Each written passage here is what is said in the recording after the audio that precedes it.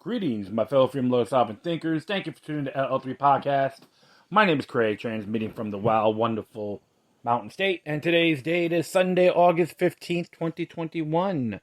Oh, yeah, nice and quiet out here as usual, but hopefully everyone's doing well, birthdays and all that, and paying attention. Yes, and I noticed too there was a horrific event that happened in Haiti, 7.2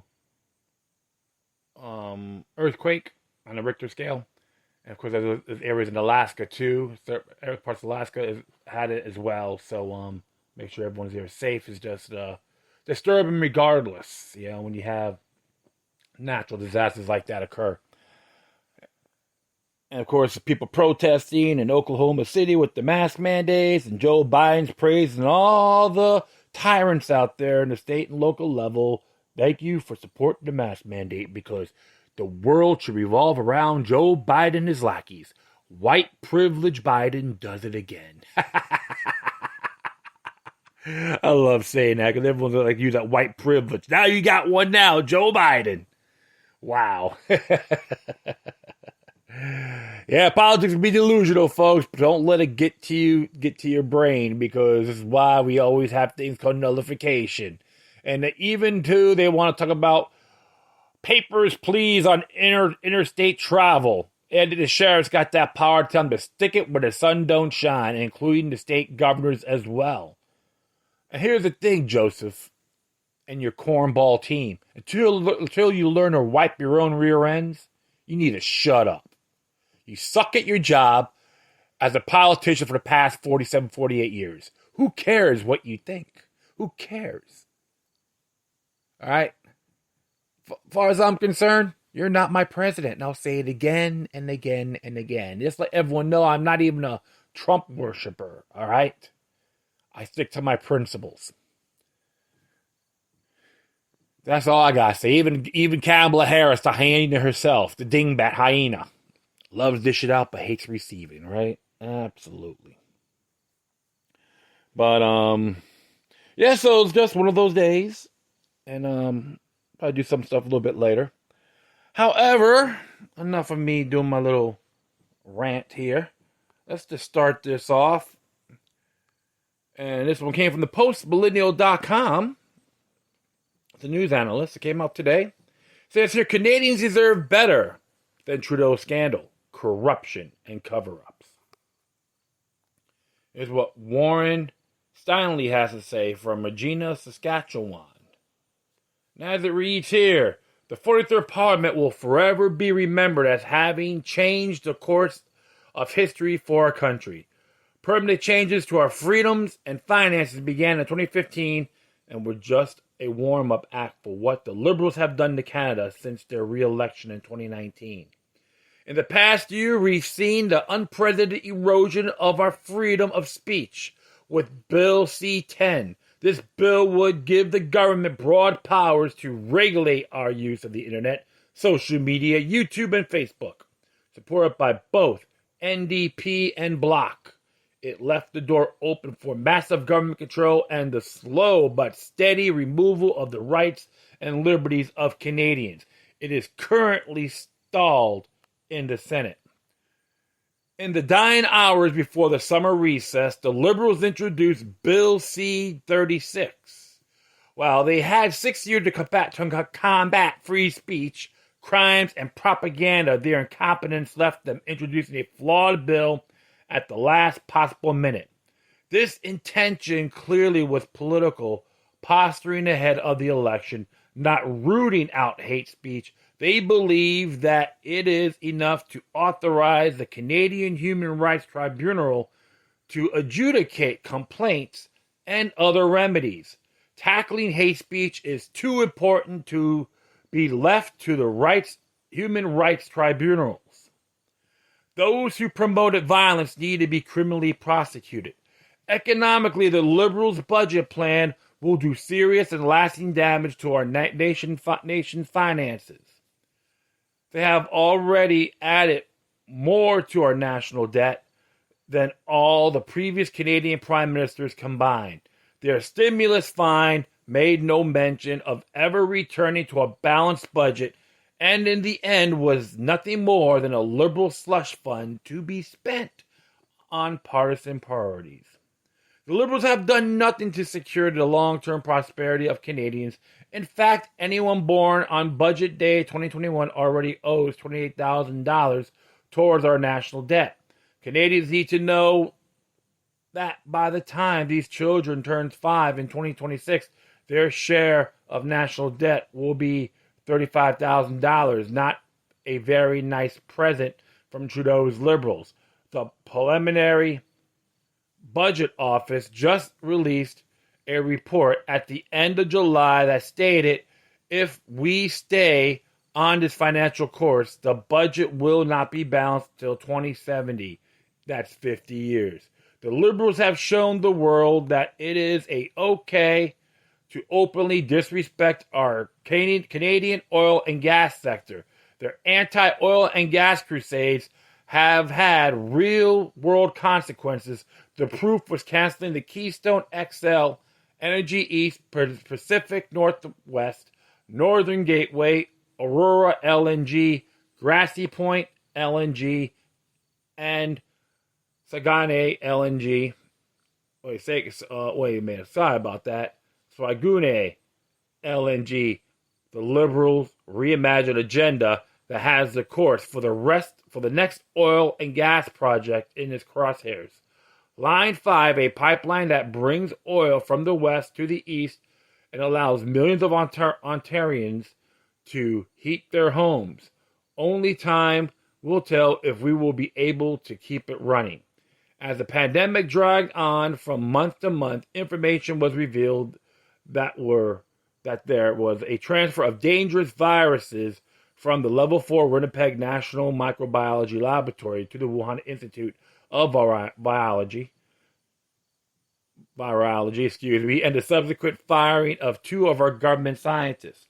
When the Liberals were ordered to release documents pertaining to the violation, they defied 4 direct orders from Parliament to produce those documents.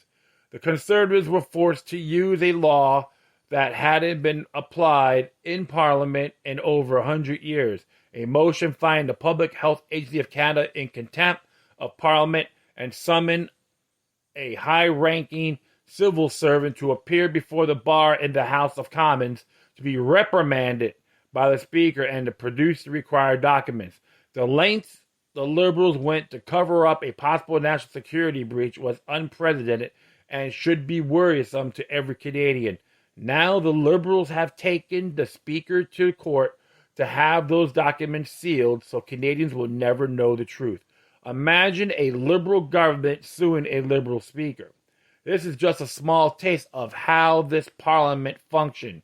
If I were to include all the deception and breaches of ethics, it would be a book with chapters illustrating the following.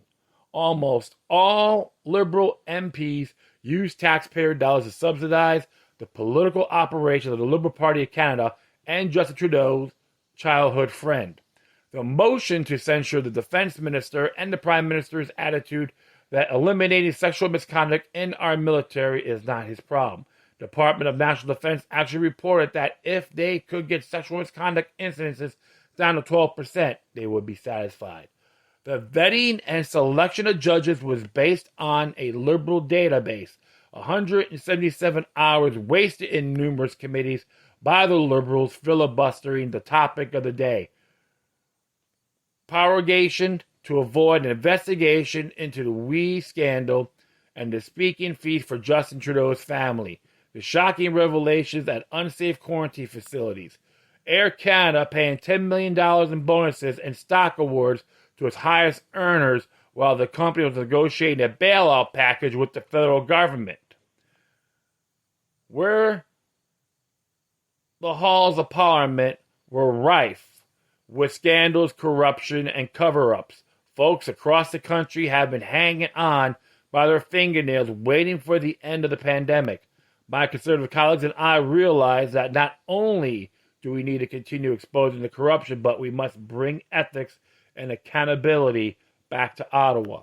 Canadians and our country deserve better.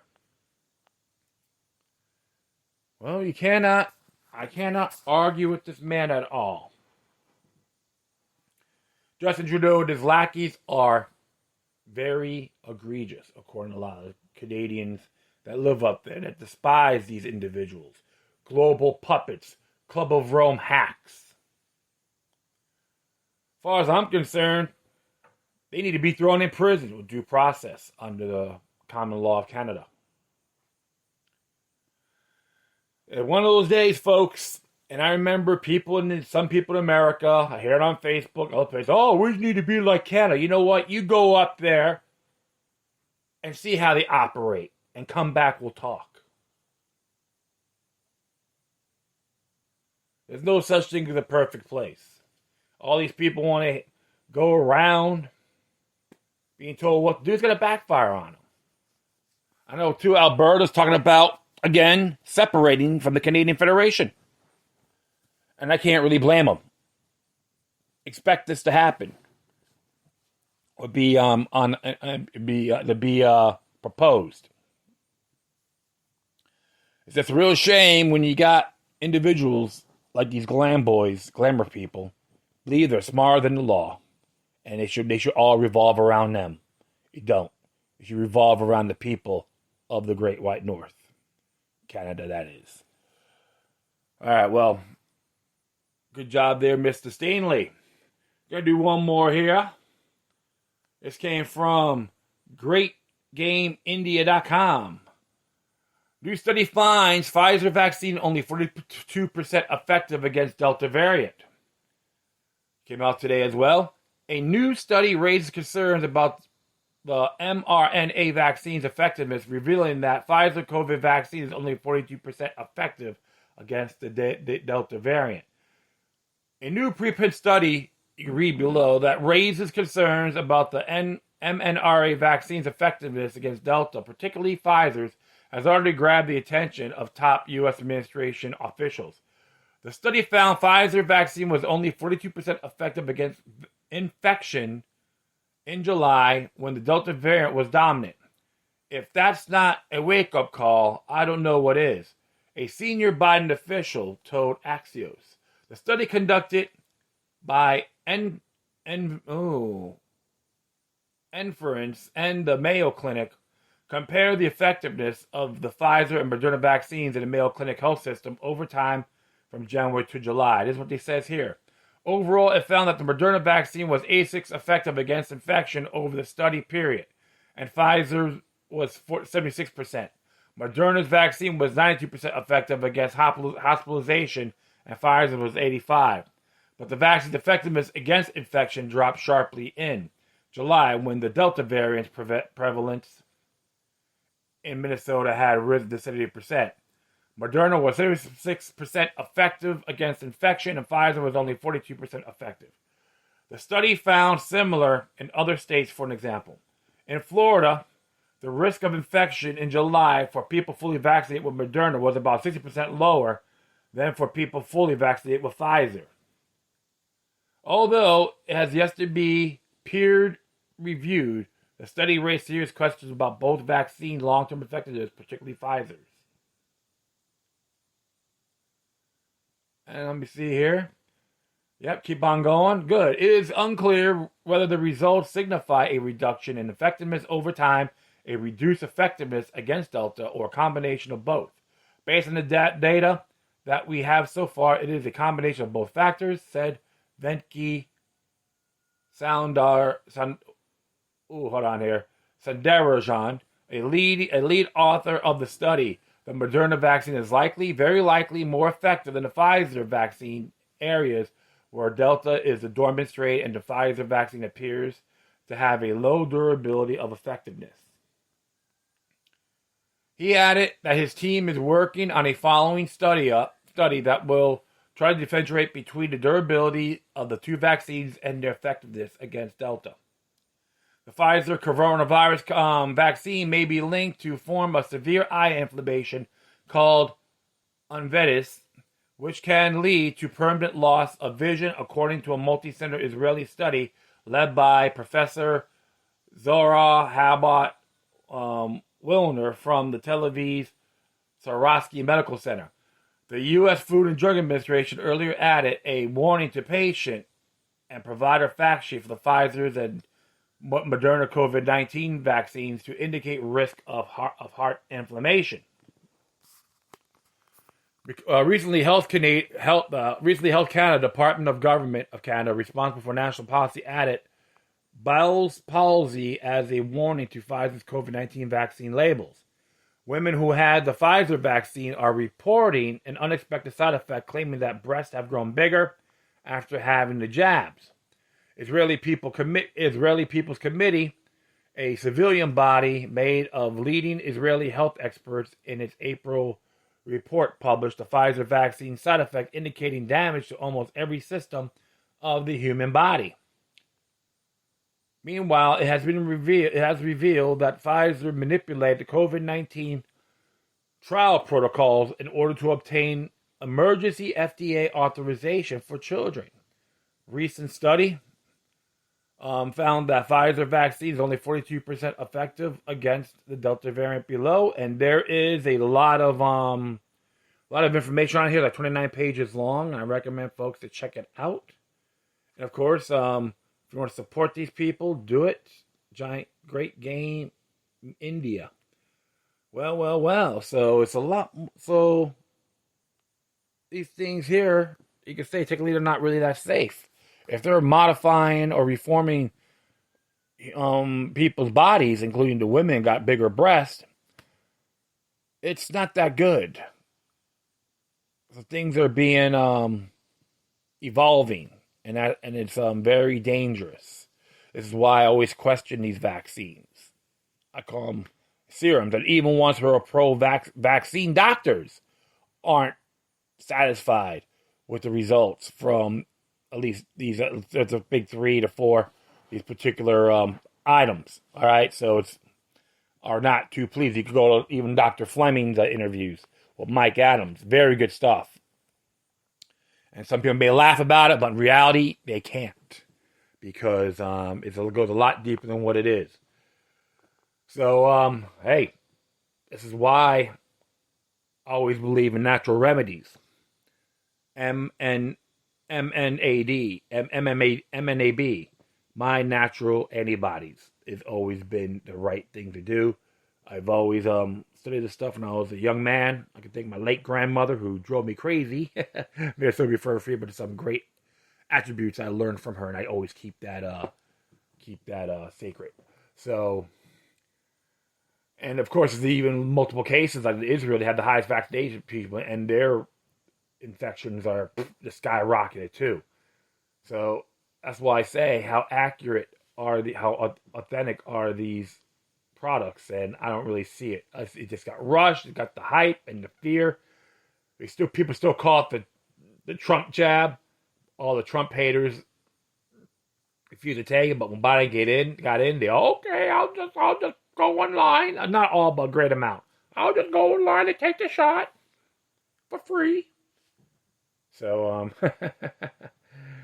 well, that's all I gotta say, man. That's how I look at it. And, folks, like I tell everyone, always remain vigilant on your health, period. Don't let the state propaganda put the fear factor in you. Because remember, they'll benefit the most, not the rank and file of this beautiful planet. And that will be it. I thank everyone for listening. Plus, feel free to download and share us throughout your social media networks. If you have any questions, comments, or something that's interesting, check out. Whatever you do, please correspond with decorum. I just got zombified there. Sorry about that. And if you want to email me, you can go to LokiLuck03@protonmail.com. If you want to donate, you go to paypal.me or cash.app/LokiLuck3. If you want to send your donations or support to the post-millennial and Great Game India. Wait, hopefully I got that right. Yep, Great Game India. That would be very cool, because hey, people want to put the truth out the best they can, and we have the right to know what's going on. Once again, thank you for your time. But always remember that the demoniac resistance is healthy for the soul and can liberate humanity. Until next time, take care of yourselves. Keep on spreading the love. May your guardian spirits be with you.